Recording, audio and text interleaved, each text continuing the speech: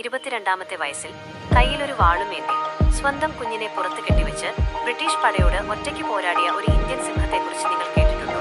അതാണ് ഭാരതത്തിന്റെ വീരപുത്രി ഝാൻസി റാണി ലക്ഷ്മിബായി. മണികർണിക എന്ന മനുവിന് കുട്ടിക്കാലം മുതലേ പാവകളോടായിരുന്നില്ല താല്പര്യം.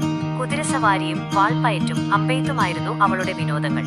ആൺകുട്ടികളെപ്പോലും അമ്പരപ്പിക്കുന്ന വീര്യമായിരുന്നു ആ പെൺകുട്ടിക്ക്. ഝാൻസിയിലെ രാജാവ് മരണപ്പെട്ടതോടെ രാജ്യം പിടിച്ചെടുക്കാൻ കൗശലക്കാരായ ബ്രിട്ടീഷ് പട വലിയ സൈന്യവുമായി വന്നു.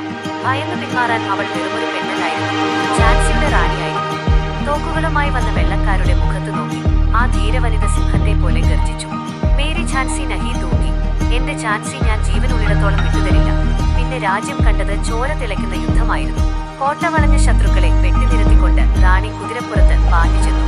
ഒരു കൈയിൽ കുതിരയുടെ ലഗാൻ പല്ലുകൊണ്ട് കടിച്ചു പിടിച്ച് ഇരു കൈകളിലും വാളേന്തി വീശിയടിക്കുന്ന റാണിയെ കണ്ട് ബ്രിട്ടീഷ് സൈന്യം ഭയന്നു വിറച്ചു, വഴിമാറിക്കൊടുത്തു.